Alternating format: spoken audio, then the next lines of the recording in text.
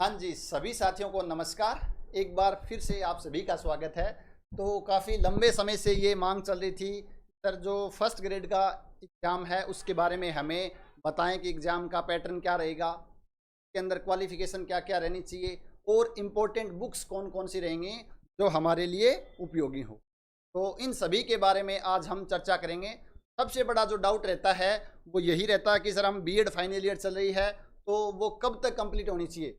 जब हम form fill कर रहे हैं या जब हम एग्ज़ाम दे रहे हैं या जब रिजल्ट आ रहा है? इन सभी के बारे में हम वन बाय वन करके चर्चा करेंगे। तो सबसे पहला जो टॉपिक हमारा है योग्यता क्या-क्या होनी चाहिए? तो इसके लिए योग्यता क्या है?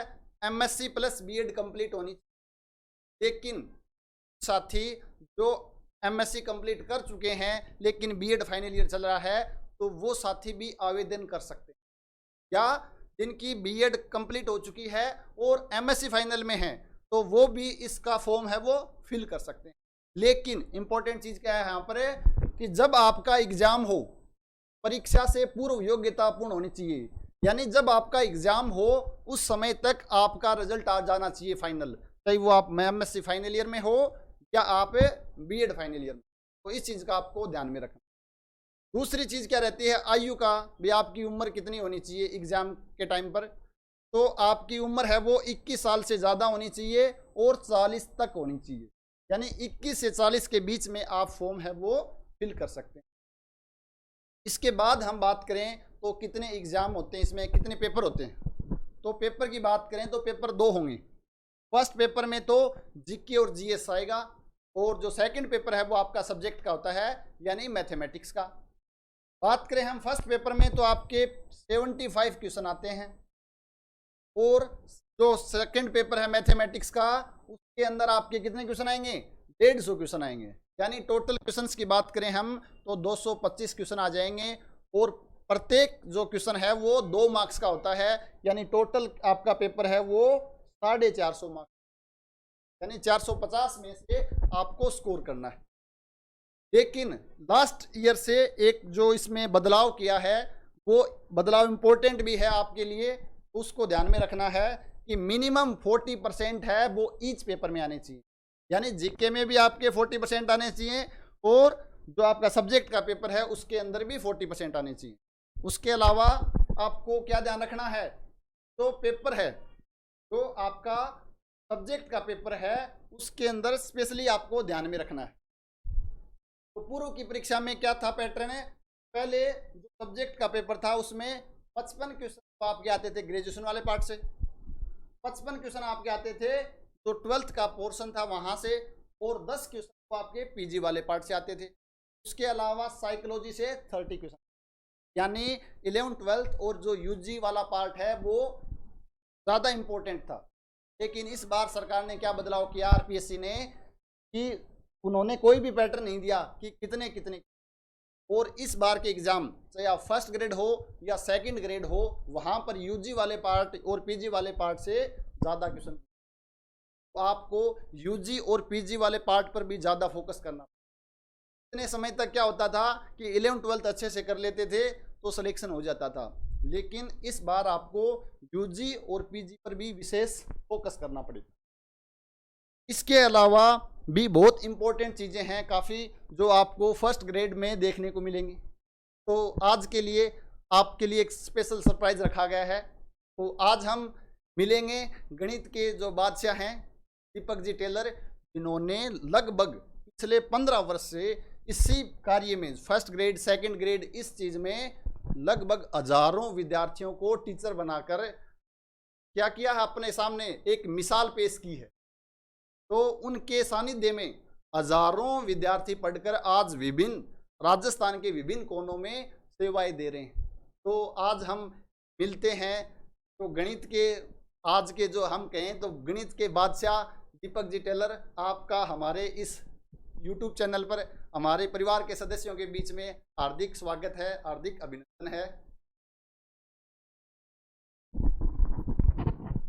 हाँ जी, सभी साथियों को मेरा भी नमस्कार और बहुत बहुत धन्यवाद मनोज जी आपका भी कि आपने अपने जो श्रोता हैं, अपने जो स्टूडेंट्स हैं उनसे जुड़ने का मुझे मौका दिया। जैसा कि आज आप चर्चा कर रहे हैं स्कूल व्याख्याता भर्ती परीक्षा के परीक्षा पैटर्न की और उसकी क्या क्या सेवा शर्तें हैं, उन सभी सेवा शर्तों पर आप चर्चा कर रहे हैं। तो सर आपको बता चुके हैं ऑलरेडी ही कि यदि आप एमएससी बीएड कंप्लीट कर चुके हैं तो आप इस भर्ती परीक्षा में शामिल होने के पात्र हैं। अगर आप एमएससी और बीएड में से किसी भी एक परीक्षा को अभी पास नहीं कर चुके हैं लेकिन उसके अंतिम वर्ष में हैं, तो भी हमारी सलाह आपको है कि आप आवेदन करें, क्योंकि परीक्षा के तिथि तक आपको अपना ये जो कंप्लीशन है, कोर्स कंप्लीशन, वो रिक्वायर्ड है, ये आपका हो जाएगा। आयु की जहां तक बात सर ने बताई कि 21 वर्ष से लेकर 40 वर्ष तक की आयु के बच्चे यहाँ पार्टिसिपेट कर सकते हैं, लेकिन कैटेगरी वाइज आयु में छूट भी मिलती है। तो आयु, अगर किसी बच्चे की आयु 40 वर्ष से ज्यादा है तो उसको आयु की छूट का प्रावधान है, वो भी अलग अलग श्रेणीवार अलग अलग है। आप जो विज्ञप्ति आएगी उसमें इसको देख लीजिएगा। उसके अलावा सर ने पेपर की चर्चा कर ली। मैं आपके साथ जो महत्वपूर्ण चर्चा यहाँ आज करूंगा वो ये है कि ये जो पेपर पैटर्न पहले आरपीएससी फॉलो किया करती थी स्कूल लेक्चरर में, जिसके अंतर्गत 10+2 लेवल के 55 प्रश्न आते ही थे, ग्रेजुएशन लेवल के 55 प्रश्न आते ही थे, पोस्ट ग्रेजुएशन के 10 प्रश्न आपको मिलेंगे ही मिलेंगे, साइकोलॉजी के 30 प्रश्न मिलेंगे, तय होता था सारा पैटर्न। और इस प्रकार आपका पूरा पेपर 150 प्रश्नों का बना करता था। पिछले पेपर में ऐसा कुछ नहीं हुआ, क्योंकि एडवर्टाइजमेंट जो आया था उसमें ऐसी कोई बात लिखी हुई नहीं आई थी। पहले तक के सभी एडवर्टाइजमेंट में क्या होता था, परीक्षा का ये जो पैटर्न है, ये पैटर्न साफ अंकित होता था मनोज जी। बिल्कुल। लेकिन अब ये जो गत वर्ष जो परीक्षा हुई है, उस गत वर्ष परीक्षा में उन्होंने इस पैटर्न को फॉलो नहीं किया। आप सब बच्चे जिन्होंने ये परीक्षा दी है या जिन्होंने परीक्षा में आयोजित हुआ पेपर देखा है, आप सब ने इस बात को नोटिस किया होगा कि ग्रेजुएशन और पोस्ट ग्रेजुएशन के पार्ट को अचानक ही बढ़ा दिया गया। 10+2 लेवल का पार्ट क्या आया, कम आया। मतलब वो जो 10+2 लेवल के 55 प्रश्न आने चाहिए थे, वहां से 55 प्रश्न नहीं उठाए गए, बल्कि प्रश्नों की संख्या कम कर दी गई। ग्रेजुएशन और पोस्ट ग्रेजुएशन के प्रश्नों की संख्या को बढ़ा दिया गया। दोनों मिलके कितने प्रश्न आने चाहिए थे, 65 प्रश्न आने चाहिए थे। आपको जान के हैरानी होगी, ये प्रश्न 90 से भी ऊपर चले गए थे। दोनों मिला के 90 क्वेश्चन के आसपास आए थे। इसका सीधा सीधा सा मतलब ये है कि आगे आने वाली भर्ती परीक्षाओं में आपको आरपीएससी टेस्ट करेगी कि आपका नॉलेज कितना है ग्रेजुएशन पार्ट को लेकर और पोस्ट ग्रेजुएशन पार्ट को लेकर। आपका नॉलेज, आप कंसेप्ट कितना स्ट्रॉन्ग रखते हो, आपको सारी जो सिलेबस के अपने टॉपिक है उनकी विषयगत जानकारी कितनी है, ये बिल्कुल मैटर करेगा। अब तो आप सबको हमारी सलाह है, हमारे इस पूरे परिवार की सलाह है कि आप स्पेशल फोकस करेंगे इस बार यूजी और पीजी पर। पहले कैटेगरी के अकॉर्डिंग भी क्या होता था कि बहुत सारे बच्चे ऐसे होते थे जिनको टीचर्स लॉबी भी ये सलाह दे दिया करती थी कि आप एक काम कीजिए, 10+2 का पोर्शन अच्छे से कीजिए, साइकोलॉजी अच्छे से पढ़िए, और जैसा मनोज जी बता रहे हैं कि पीजी वाला पार्ट छोड़ ही दो, आपका सिलेक्शन हो जाएगा। लेकिन बेटा वो बातें गई है ना। इसका रिजल्ट सर हमें देखने को मिला है, इस बार जो सेकंड ग्रेड का एग्जाम हुआ है वहां पर बच्चों के 40% भी नहीं बन पा रहे हैं। उसका मेन रीजन यही है कि यूजी वाला पार्ट है और जो मैन यूजी वाला पार्ट सेकंड ग्रेड में उसको बच्चे छोड़ के जाते थे और वहां से क्वेश्चन है वो ज़्यादा पूछ लिए गए। और इसी प्रकार फर्स्ट ग्रेड का है वो भी कट ऑफ है, वो कम रहे इस बार। क्यों? क्योंकि पीजी वाला पार्ट और यूजी वाला पार्ट हम करते ही नहीं है, कि हमें तो 11th-12th वाले पे ही ज़्यादा फोकस कराया जाता है। तो सर हमारे जो विद्यार्थी हैं जो अभी फर्स्ट ग्रेड की तैयारी करेंगे, तो उनको किस किस चीज़ों का ध्यान रखना चाहिए, किस किस चीज़ों पर फोकस करना चाहिए, ताकि वो फर्स्ट ग्रेड टीचर बनकर अपने राजस्थान, अपने पूरे देश की है वो सेवा कर सकें। तो आप हमारे विद्यार्थियों को मार्गदर्शन कीजिए। देखो बच्चों, अपन जब बात करते हैं परीक्षा की तैयारी की, तो परीक्षा की तैयारी में जो सबसे महत्वपूर्ण पार्ट प्ले करता है वो है आयोग द्वारा जारी किए गए सिलेबस पर अपन कैसे फोकस करें। मैं यहाँ कुछ बुक्स के बारे में आपको सजेस्ट करना भी चाहूँगा। 10+2 लेवल पर अपन कौन सी बुक्स पढ़ें, ग्रेजुएशन लेवल पर अपन कौन सी बुक्स पढ़ें, पोस्ट ग्रेजुएशन लेवल पर अपन कौन सी बुक्स पढ़ें। अगर अपन 10+2 लेवल की बात करें तो आपकी थोड़ा सा लिख के बच्चों को बता दें तो ज़्यादा अच्छा रहेगा। अगर अपन 10+2 लेवल की बात करें तो आपकी जो टेक्स्ट बुक है, टेक्स्ट बुक समझ गए ना, तो आपके पाठ्यक्रम की किताबें चलती हैं।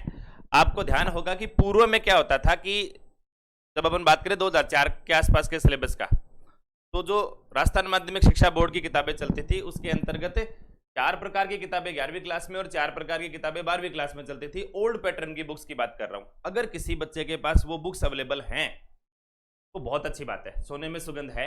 आप स्टार्ट कीजिए उन्हीं किताबों से, अगर आपके पास वो बुक अवेलेबल नहीं है तो बिल्कुल भी घबराने की आवश्यकता नहीं है, 1% भी परवाह करने की जरूरत नहीं है।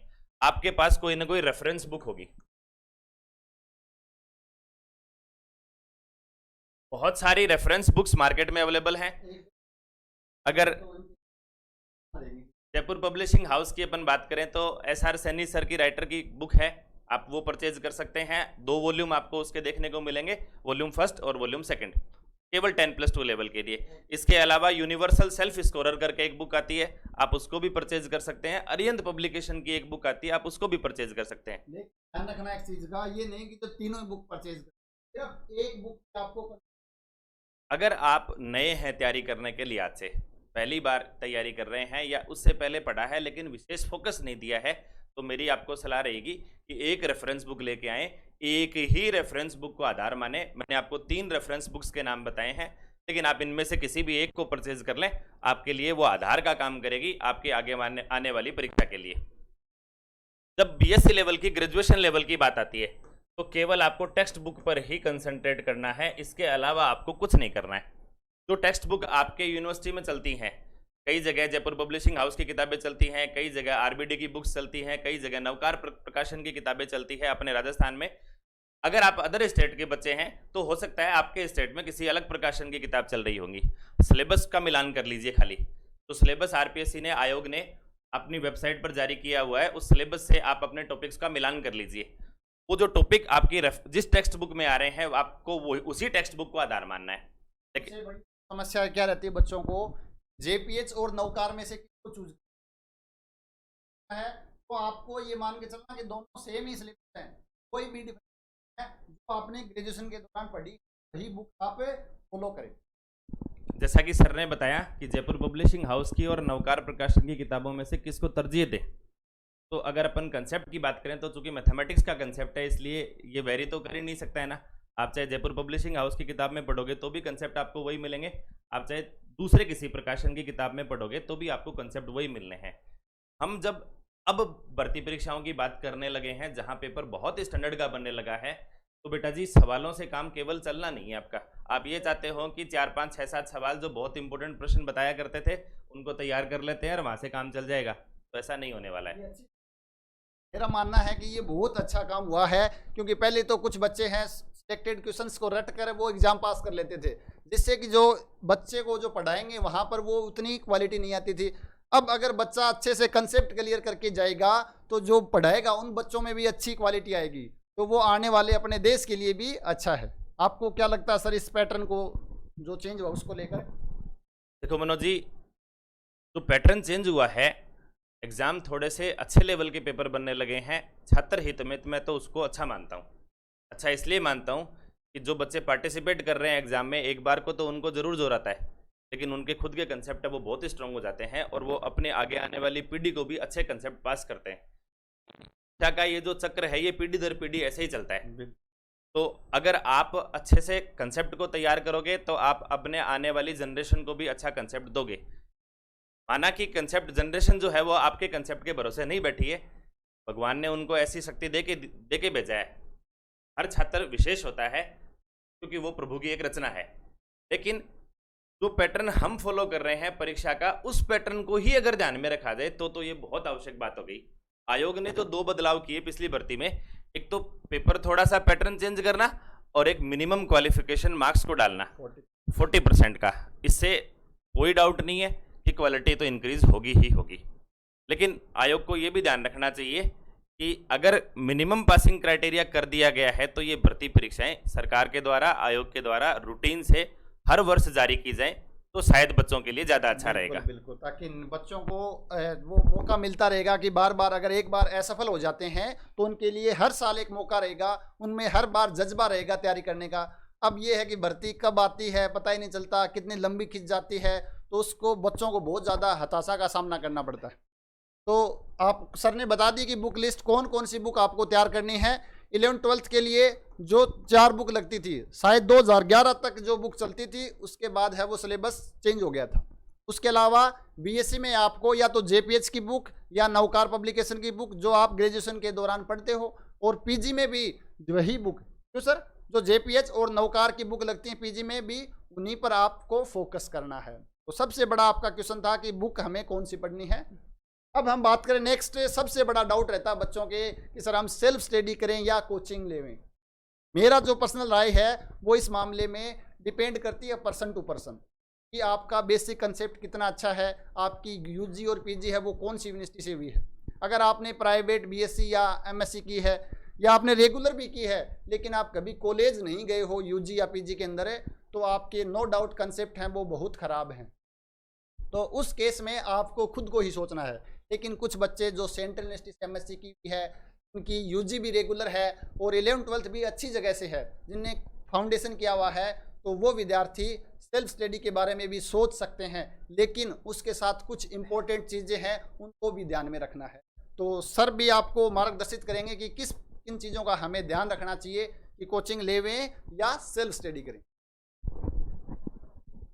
देखो बच्चों, जब अपन किसी कंपटीशन एग्जाम में पार्टिसिपेट करते हैं तो 5-6 पहलू हैं जो आपको सफलता दिलाने में बहुत ज़्यादा मदद करते हैं। उन पहलुओं में से सबसे बड़ा जो चीज़ है वो है रेगुलरिटी और डिसिप्लिन। आपको नियमित तौर पर समय सारणी बना के, टाइम टेबल बना के पढ़ना ही पढ़ना पड़ता है, और आप अपने आप को इतना डिसिप्लिन्ड बना लो कि उस समय सारणी का आप निश्चित तौर पर पालन करोगे।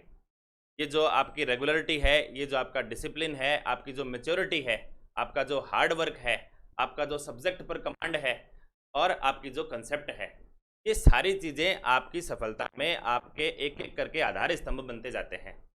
एक मकान जब अपन बनाते हैं तो नींव का मजबूत होना ज़रूरी है, लेकिन केवल नींव मजबूत बना देंगे, ऊपर से जो ढांचा बना है वो मजबूत नहीं होगा तो भी मकान गिर जाएगा। हम कहने को ये बातें कहते हैं कि मकान की नींव भी मजबूत होनी चाहिए, लेकिन केवल नींव मजबूत नहीं होनी चाहिए, का ढांचा भी मजबूत होना चाहिए, वो दिखना भी सुंदर चाहिए। अगर आप पैसे लगा रहे हो उस पर तो वो दिखना भी तो सुंदर चाहिए ना।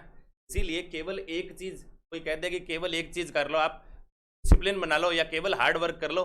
केवल हार्ड वर्क तो मजदूर भी करते हैं, लेकिन उससे सिलेक्शन होता नहीं है। आपको सारे के सारे चरणों पर खरा उतरना पड़ता है, तब सिलेक्शन होता है। कंपटीशन का ये युग जो है वो ऐसे ही बच्चों को अपने भीतर अनुमति देता है आने की, तो बच्चे इन सभी स्तंभों पर मजबूत उतरते हैं। जैसा कि मैंने बताया, आपको रेगुलरिटी चाहिए, आपको हार्ड वर्क चाहिए। अगर कंसेप्ट आपके क्लियर हैं, अगर सब्जेक्ट पर आपका कमांड अच्छा है, तो आप इन कोचिंगों के चक्कर में ना पड़ें। मैं खुद पिछले 15 साल से आ रहा हूँ बच्चों को मार्गदर्शित कर, लेकिन मैं खुद आपको सलाह दूंगा कि अगर आप में ये सब चीज़ें हैं तो आप सेल्फ स्टडी करें। सेल्फ स्टडी से अच्छा कुछ भी नहीं है। स्वाध्याय को तो भारतीय परंपरा में सर्वोच्च स्थान दिया गया है।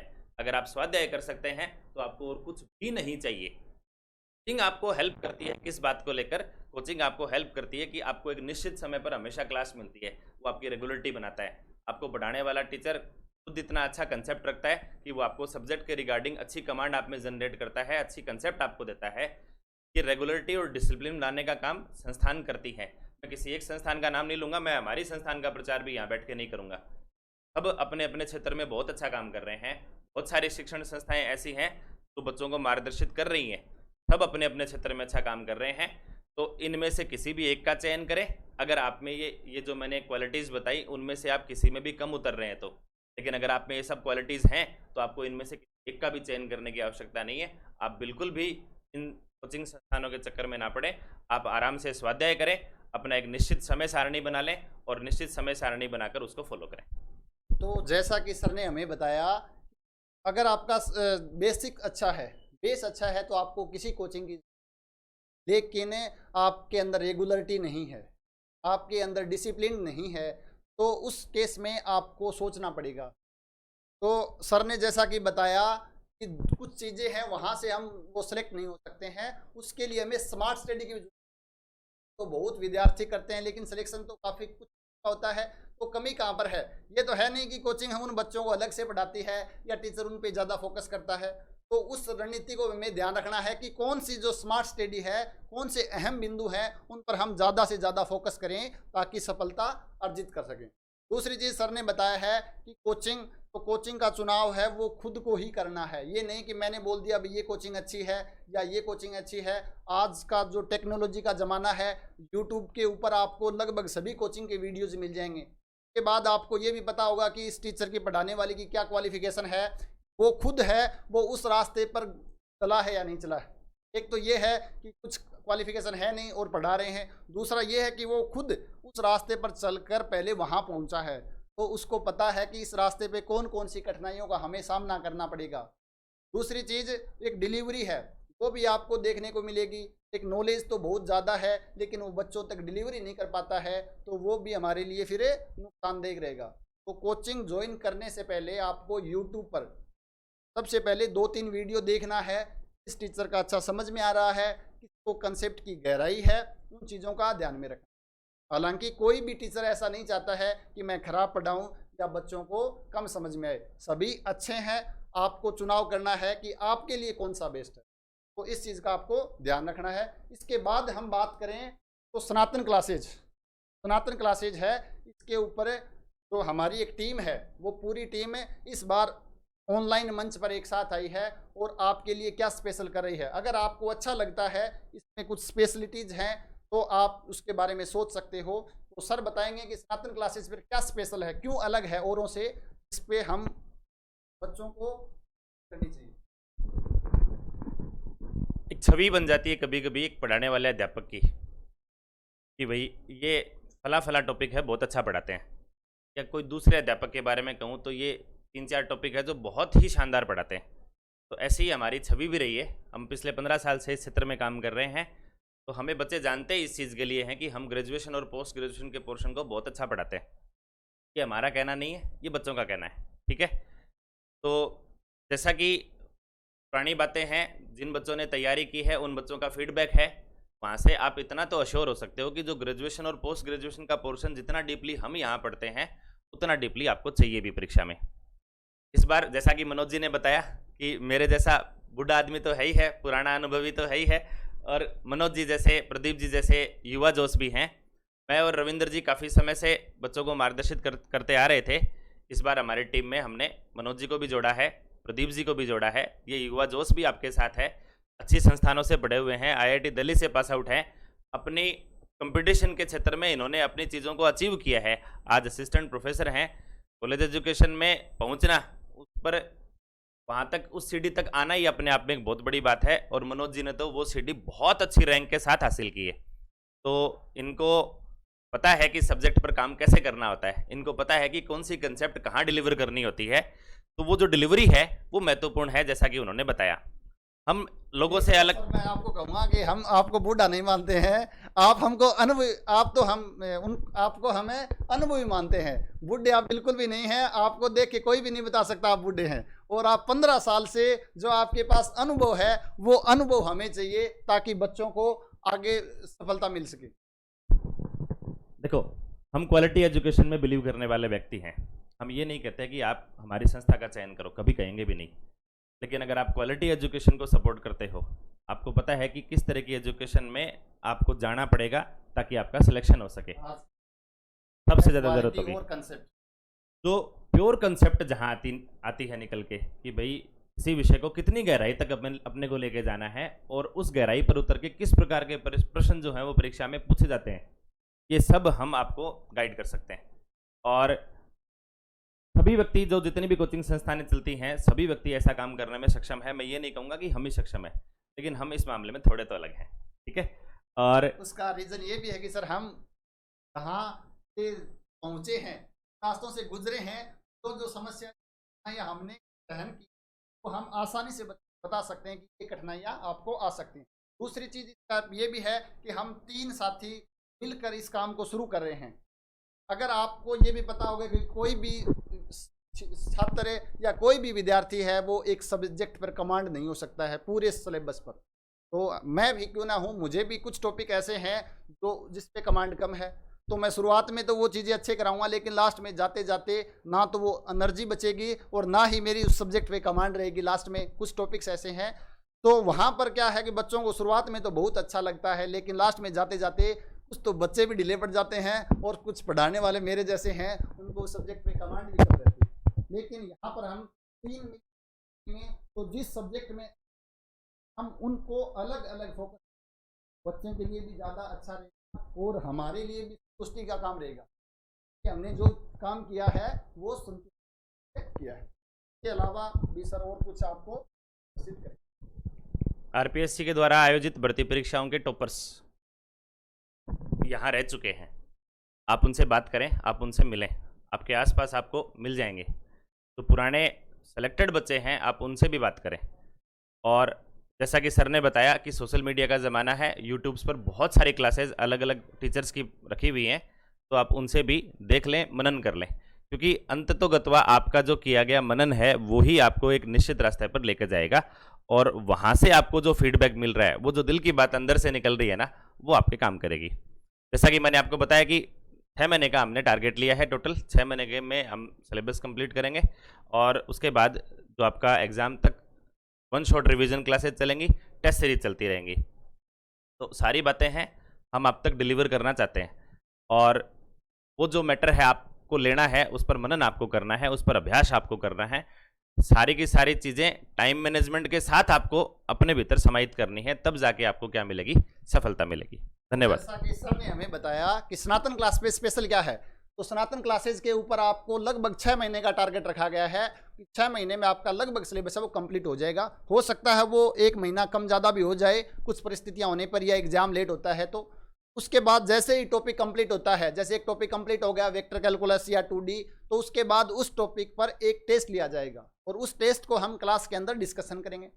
इस प्रकार जैसे पूरा सिलेबस आपका कंप्लीट हो जाता है 6 महीने में, और एग्जाम की डेट अभी बची हुई है, तो उस समय हम क्या करेंगे, प्रत्येक टॉपिक का वन शॉट रिवीजन, यानी उसके कंसेप्ट को रिवाइज करेंगे और जो इम्पोर्टेंट क्वेश्चंस हैं उनको भी हम क्या करेंगे, आपके साथ साझा करेंगे। तो इस चीज़ का भी यहाँ पर स्पेशल है। इसके अलावा हम देखें तो यहाँ पर एक टेलीग्राम चैनल बनाया हुआ है, एक टेलीग्राम चैनल है वो हम बनाएंगे, जहाँ पर जो विद्यार्थी हमारे साथ जुड़ते हैं वो क्या कर सकते हैं, प्रॉब्लम को एक दूसरे के साथ साझा कर सकते हैं। किसी में कोई समस्या है, कुछ डाउट में, तो आप स्क्रीनशॉट लेकर वहाँ भेज देवें ताकि वो आपस में डिस्कशन कर लें। इससे एक चीज़ का ये फ़ायदा मिलेगा कि कंपटीशन बनेगा अपने अंदर, कि हमें कौन सी चीज़ें हैं वो प्रॉब्लम है वो आ रही हैं, कौन सी प्रॉब्लम की समस्या हो रही है। तो दीपक सर अब हमसे अनुमति लेना चाहेंगे, तो थोड़ा सा अभी काम से जाना है। बहुत बहुत धन्यवाद मनोज जी को। और जैसा कि सर ने आपको बताया, आप उनके अनुशासन में, उनके मार्गदर्शन में काम करें, आप पढ़ाई करें बहुत अच्छे से। मेरी शुभकामनाएं, मेरी मंगल कामनाएं आप सबके साथ हैं। आप सब बच्चों को मेरा बहुत बहुत ढेर सारा आशीर्वाद। बहुत बहुत धन्यवाद। बहुत बहुत धन्यवाद सर, आपने थोड़ा सा समय निकालकर हमारे विद्यार्थियों को मोटिवेट किया और उनको मार्गदर्शित किया। तो हम समय सर है वो समय समय पर दोबारा हमें मोटिवेट करते रहेंगे और मार्गदर्शित करते रहेंगे, ऐसे हम आशा करते हैं। इसके साथ आपको कुछ चीज़ें और भी हैं, जैसे टॉपिक वाइज प्रॉब्लम सीट है, तो जैसे ही आपका टॉपिक कंप्लीट होता है तो उसकी प्रॉब्लम सीट आपको दे दी जाएंगी, ताकि आपको जो प्रीवियस ईयर के क्वेश्चंस हैं या जो इम्पोर्टेंट क्वेश्चन हैं आने वाले एग्जाम के लिए उपयोग। साथ में ही जो क्लास की जो आपको PDF बनेगी, वो PDF भी आपको प्रोवाइड कर दी जाएगी ऐप के अंदर ही। तो उस ऐप को आपको डाउनलोड करना है। ऐप का क्या नाम, आपका सनातन क्लासेज की ऐप है, वहाँ पर आप उस ऐप को डाउनलोड कर लीजिए। तो वहाँ पर आपको फर्स्ट ग्रेड और सेकंड ग्रेड दोनों का कोर्स है वो मिल जाएगा।